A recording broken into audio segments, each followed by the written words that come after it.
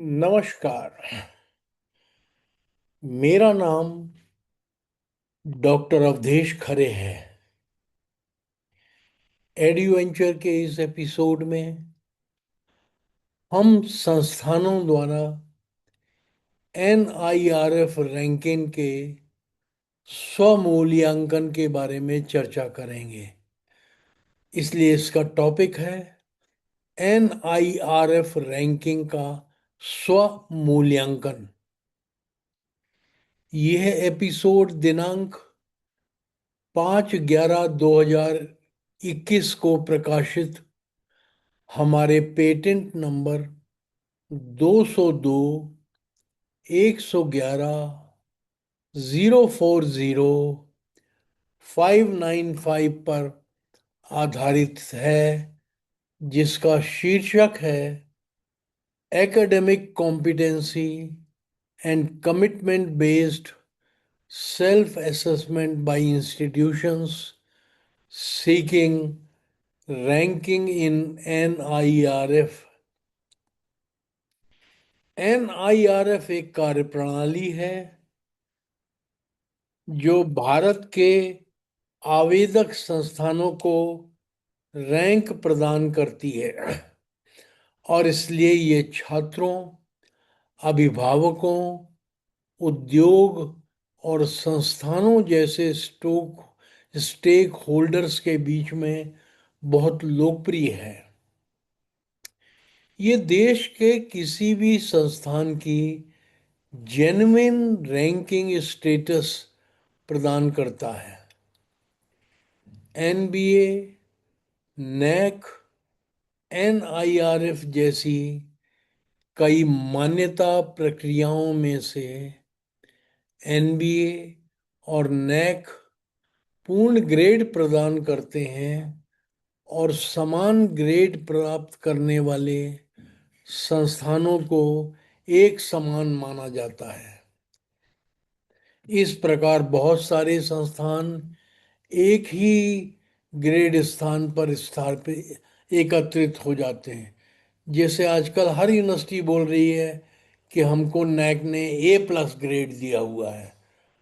अब जो stake holder confuse हो जाता है और इच्छुक स्टेक होल्डर जैसे कि छात्र और माता पिता के पास राष्ट्रीय स्तर की रैंकिंग के आधार पर उनकी तुलना करने के लिए बहुत कम विकल्प बचते हैं।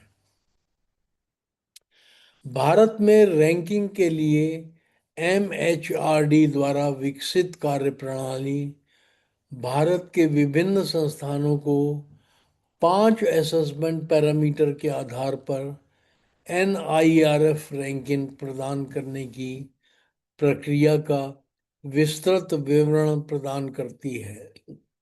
ये हैं teaching learning resources TLR, research and professional practices RPC, graduate outcomes GO, outreach and inclusivity OI, और पांचवा है perception of the stakeholders and public PR। कुल NIRF स्कोर इन मापदंडों का वेटेड सम है, जिसमें आइटम 1 और 2 में से प्रत्येक का वेटेज 30% है, आइटम 3 का वेटेज 20% है और अंतिम दो आइटमों में से प्रत्येक का वेटेज 10% है। इस तरह से कुल मिलाकर के 100% हो जाता है। आइटम 1 और 2 को एक साथ academic competency and commitment ACC भी कहा जा सकता है। इसमें वेटेज 60% है।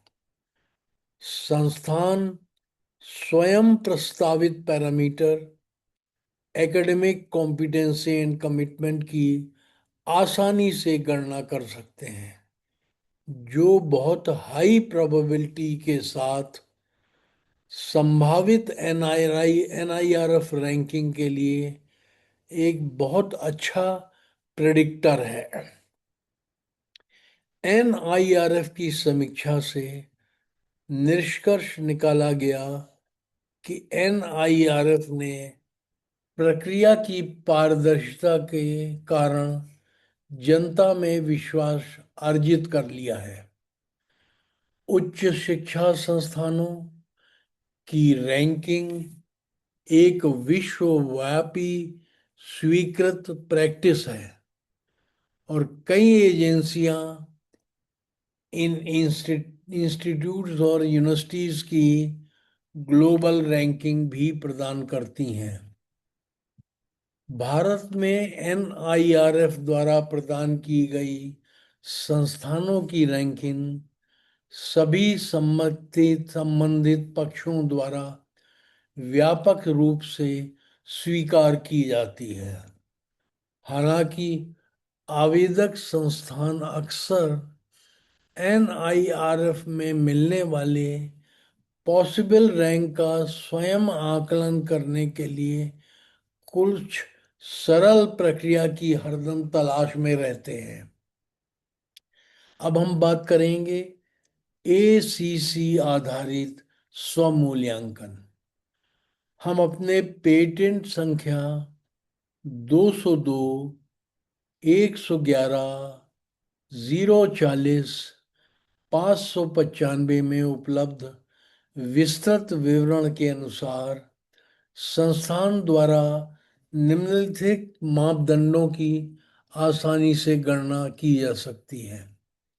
Student strength including doctoral student SS, faculty student ratio with emphasis on permanent faculty ESR, combined metric for faculty with PhD or equivalent and experience FQE, financial resources and their utilization FRU, combined metric for publication PU, combined metric for quality of publication QP, IPR and patent published and granted IPR, footprint of projects, professional practices, and executive development program EPPP, academic competency and commitment ACC। 200 शीर्ष ranking संस्थानों के संबंध में 3 वर्षों यानी 2020, 2019 और 2018 के लिए डेटा विश्लेषण का गहराई से अध्ययन और विश्लेषण किया गया है। इस डेटा में इन 200 संस्थानों के लिए TLR, RP, GO, OI, PR और NIRF स्कोर शामिल थे। विश्लेषण में parameter TLR score, RP score, GO score, OI score, PR score, NIRF score और AC स्कोर को क्रमशः वेरिएबल या चर TRGOPS और A द्वारा दर्शाया गया है। आगे चल के परिणामों का विश्लेषण। 3 वर्ष के लिए NIRF स्कोर S के संबंध में प्रत्येक पैरामीटर TRGOPA के कोरिलेशन कोफिशिएंट में बहुत कम भिन्नता मिलती है।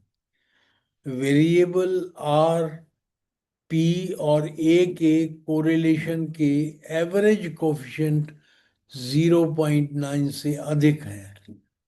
जिनमें ए का गुणांक सबसे अधिक 0.974 है। इससे पता चलता है कि वेरिएबल ए NIRF स्कोर एस से सबसे अधिक मजबूती से कोरिलेटेड है।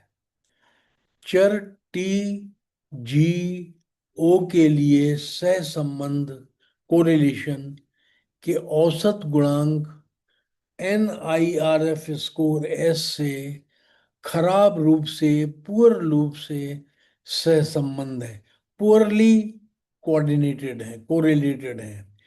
और ओ के सहसंबंध गुणांक सबसे कम 0.205 पर है। इससे पता चलता है कि वेरिएबल ओ NIRF के स्कोर एफ से बहुत खराब रूप से पुअरली कोरिलेटेड है। पहले 100 संस्थानों की रैंक सूचियों में 3 वर्षों के लिए अधिकतर एक ही नाम है।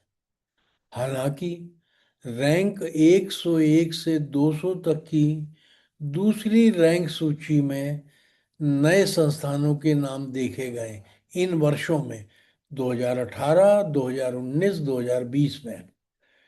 चर ए के लिए औसत माध्य ए बार 47.08 और औसत स्टैंडर्ड डेविएशन सिग्मा ए 13.9 का उपयोग करके पदों ए बार प्लस सिग्मा ए बार माइनस सिग्मा ए और ए बार माइनस 1.5 सिग्मा ए की संख्यात्मक रूप से गणना की जा सकती है।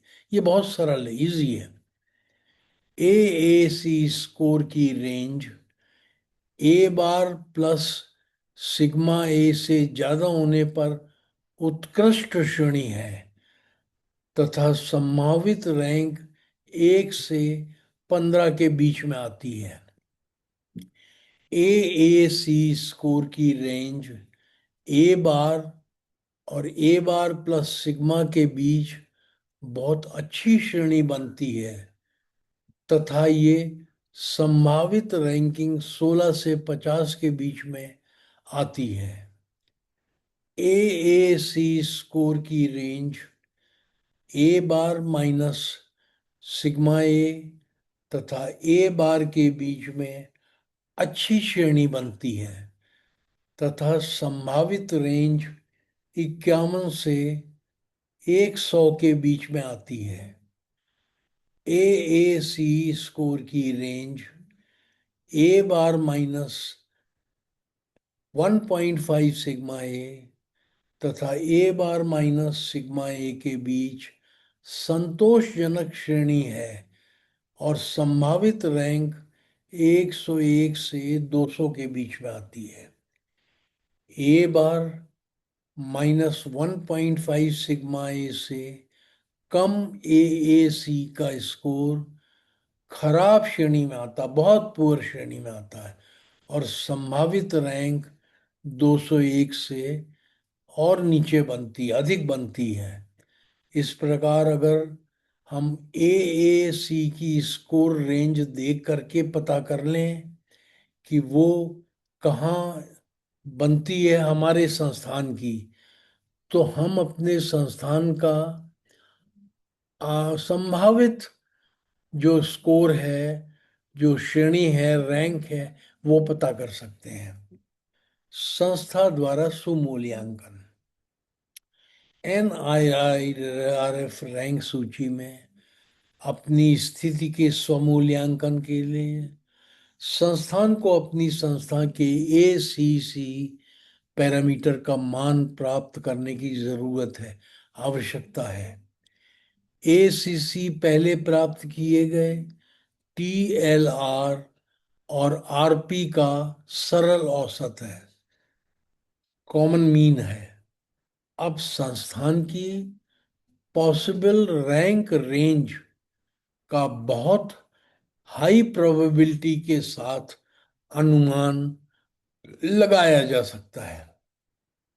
NIRF का आवेदन जमा करते समय संस्थान हमेशा इस बात को लेकर चिंतित रहते हैं कि एनआईआरएफ द्वारा रैंक सूची की घोषणा करते होते समय उनके संस्थान को कौन सी रैंक मिलेगी।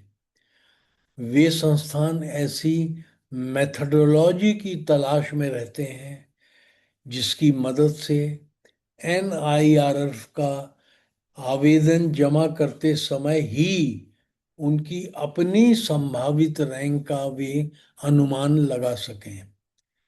ये अध्ययन संस्थानों द्वारा प्राप्त वास्तविक एनआईआरएफ स्कोर एस के साथ एकादमिक योग्यता और प्रतिबद्धता एसीसी पैरामीटर के बहुत उच्च स्तर हाई लेवल के कोरिलेशन 0.975 को स्थापित करता है। यानी जो एसीसी का रैंक आता है, रेंज आती है, उसी हिसाब से एनआईआरएफ का स्कोर भी बनता है। टीएलआर और आरपी स्कोर की गणना करने के बाद एसीसी स्कोर आसानी से संस्थानों द्वारा प्राप्त किया जा सकता है। मीन ए बार और स्टैंडर्ड डेरिवेशन सिग्मा ए जानने से संस्थान को मिलने वाली रैंक का स्वमूल्यांकन हो जाता है। ये एक बड़ी सरल विधि है और हम लोगों द्वारा पेटेंटेड है, इसलिए ये हम लोग मान सकते हैं कि ये ऑथेंटिक प्रोसीजर है जिससे संस्थान अपनी संभावित एनआईआरएफ रैंकिंग के बारे में स्वयं गणना कर सकते हैं उस समय जब वो अपने फॉर्म जमा करने जा रहे हैं। मैं इस एडवेंचर के इस एपिसोड को यहीं समाप्त करता हूँ। अगले मंगलवार को हम एनईपी से संबंधित किस अन्य विषय पर चर्चा करेंगे। और हाँ, मैं आपको याद दिला दूं कि एड्यू वेंचर का एक एपिसोड हर मंगलवार को प्रस्तुत किया जाता है, इसलिए अगला एपिसोड भी अगले मंगल को आएगा। धन्यवाद।